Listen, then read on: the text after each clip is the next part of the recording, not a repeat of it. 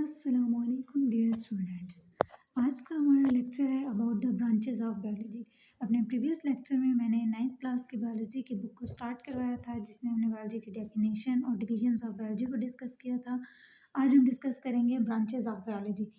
Branches हमारे पास कोई भी एक ऐसी चीज़ है जिसमें हम बायो से रिलेटेड कौन कौन सी चीज़ें, ठीक है, बायो एक हमारे पास एक जनरल टर्म आ जाती है, ठीक है, जिसको हमने कैसे डिफाइन किया था कि it is the study of life. तो लाइफ में हम देखते हैं कि हमारे पास प्रोकैरियोटिक ऑर्गेनिज्म से लेके यूकेरियोट्स, इनवर्टेब्रेट्स, वर्टेब्रेट्स, ह्यूमंस तक बहुत सी टाइप की लाइफ आ जाती है। तो उस लाइफ के अंदर, उनकी बॉडी के अंदर हर एक सिस्टम को डिटेल में स्टडी करना, that is the biology.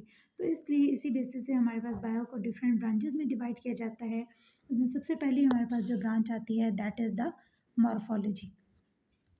Morphology हम किसे कहते हैं? मॉर्फो का मतलब होता है हमारे पास एक्सटर्नल फीचर्स, ठीक है। तो किसी भी चीज़ के हमारे पास जो एक्सटर्नल फीचर्स हैं, ठीक है, जो फॉर्म एंड फंक्शन है, ठीक है, इसके लिए जो टर्म यूज़ होती है that is the form and structure the function of the living organism, ठीक है। हम क्या कहेंगे कि हमारे पास बायो की वो ब्रांच जिसमें हम किसी भी चीज़ को एक्सटर्नली देखते हैं, उसकी बॉडी को हम चेक करते हैं कि जो जो चीज़, जो जो फिजिक हमें उसकी एक्सटर्नली नज़र आती है।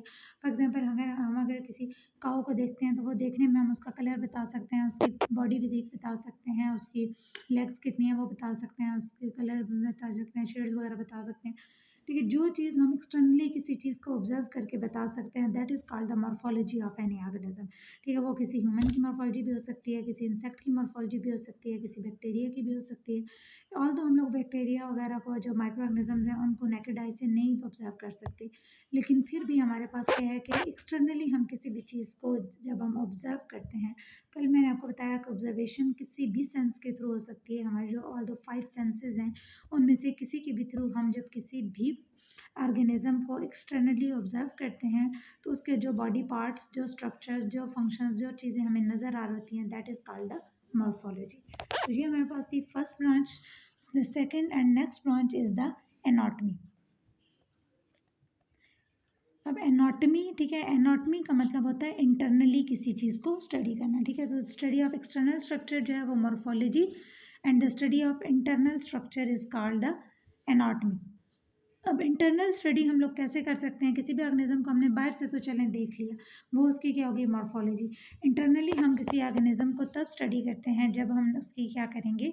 डायसेक्शंस करेंगे, ठीक है। किसी भी ऑर्गेनिज्म की बायो में आपको पता है कि प्रॉपर्ली हर एक ऑर्गेनिज्म की डायसेक्शंस की जाती हैं।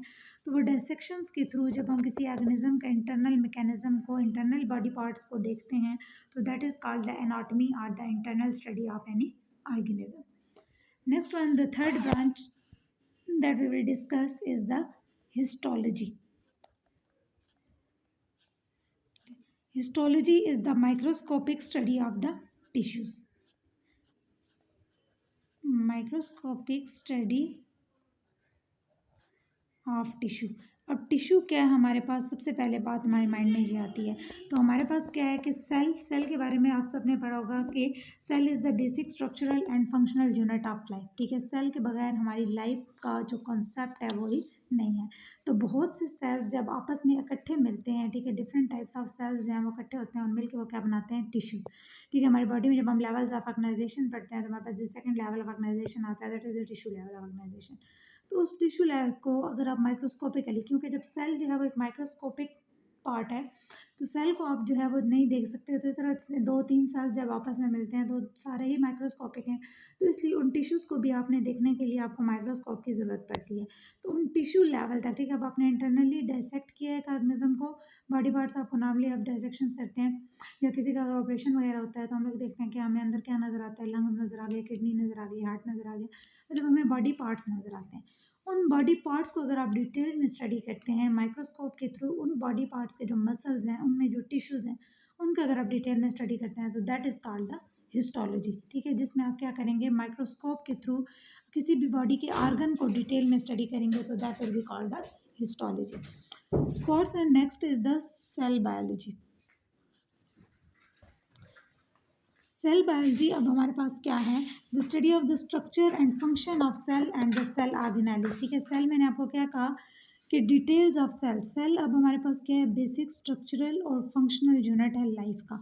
तो जब आप सेल के बारे में पढ़ते हैं, क्योंकि सेल चाहे वो प्रोकैरियोटिक सेल है चाहे वो यूकैरियोटिक सेल है, उसका प्रॉपर एक स्ट्रक्चर है, ठीक है। जो प्रोकैरियोटिक सेल है उसमें प्रॉपर मेम्ब्रेन बाउंडेड ऑर्गेनेलीज नहीं होती, ऑल्दो जो यूकैरियोटिक सेल है उसके अंदर डिफरेंट ऑर्गेनेलीज मौजूद हैं। तो किसी भी सेल को, ऑल्दो वो प्रोकैरियोटिक है या यूकैरियोटिक है, उसको जब आप डिटेल में स्टडी करते हैं तो वो हमारे पास क्या कहलाता है, that is the cell biology, ठीक है। तो हमारे पास बायो की वो ब्रांच जिसमें हम क्या करते हैं, सेल को, चाहे अगर वो प्रोकैरियोटिक सेल है तो उसके स्ट्रक्चर को, और अगर वो यूकैरियोटिक सेल है तो उसमें मौजूद ऑर्गेनेलीज और हर एक एक ऑर्गेनेली के स्ट्रक्चर और फंक्शन को अगर हम डिटेल में स्टडी करेंगे तो वो हमारे पास क्या है, that is the cell biology. Next जो हमारे पास ब्रांच है बायो की, that is the physiology.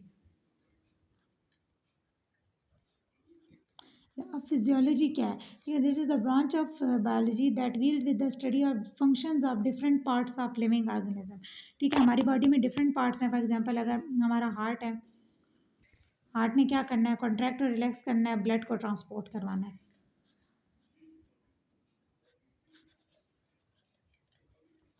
Kidney है वो यूरिन फॉर्मेशन में इन्वॉल्व है।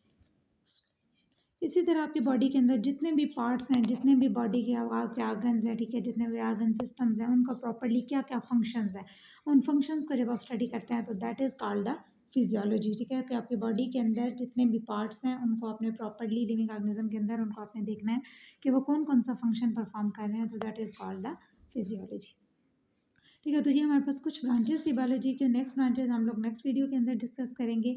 अगर वीडियो अच्छी लगी हो तो उसको लाइक करें और चैनल को सब्सक्राइब जरूर करें। अल्लाह हाफिज़।